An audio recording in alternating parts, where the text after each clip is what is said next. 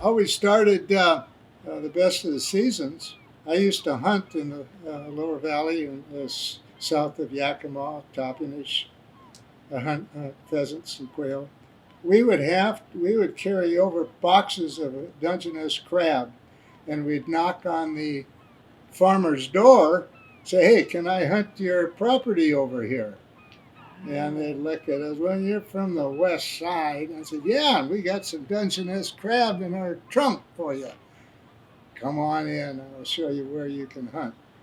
Well, one was a guy named Dean Tucker, and Dean he was an old farmer, and he had 4 kids, and basically he was growing asparagus and corn. And so we started. He said, "But I can sell this corn to you direct." Well, yeah, I guess you can. We can best of seasons. We can serve it. And his son Randy would drive the truck over from Sunnyside into the restaurants, and we'd sell fresh corn in the restaurants. Then we ran into the Hogue people, and we hunted their farms, Gary Hogue and his brother.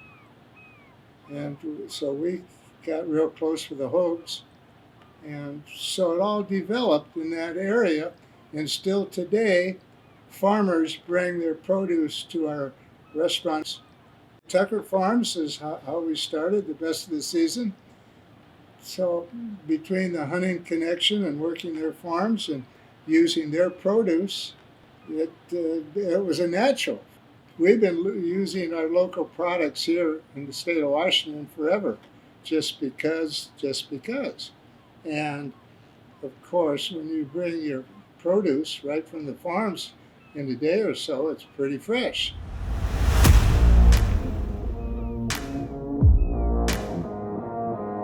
When I started buying the fish, I went up there and built some different relationships than we'd had up in Sitka in the past. And that was probably about 1987. Yeah. I would think, 87, 88.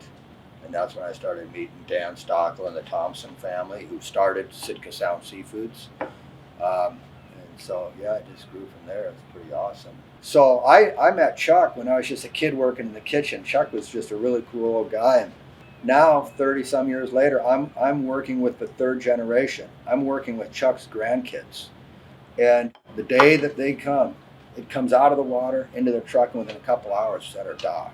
I mean, our relationships are so good, and we know the people so well, and they know our expectations. I mean, you can't ever have all your eggs in one basket, and all the suppliers know that. We all work together. In fact, I'll say, "Hey, Kurt, I don't need any salmon today. I didn't hear from you yesterday, so Scott sent me a few boxes," and everybody's good with it.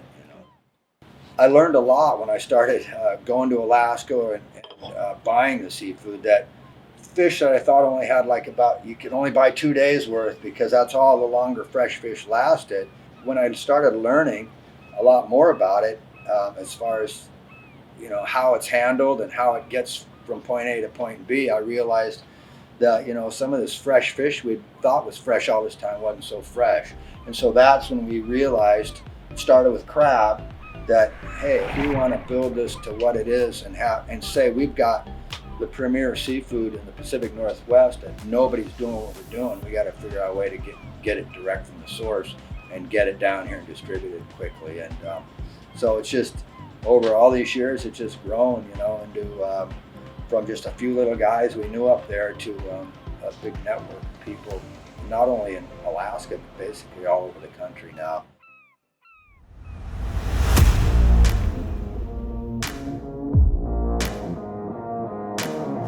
Richter Farms, Sumner, Washington, picking our rhubarb. Start off with the best of the season rhubarb, and this is really the kickoff for the Anthony's best of season produce.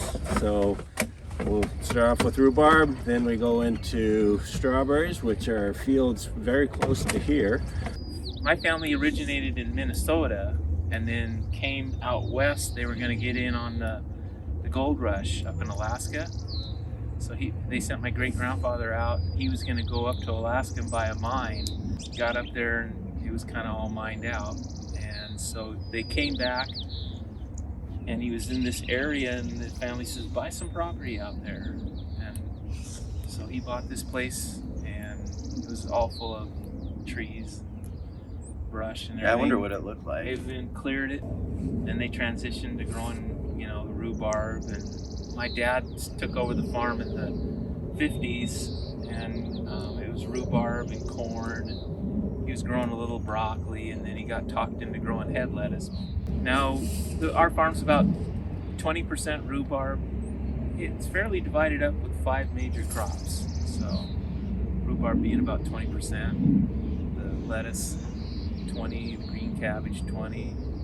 We grow a few hot peppers and some Chinese vegetables.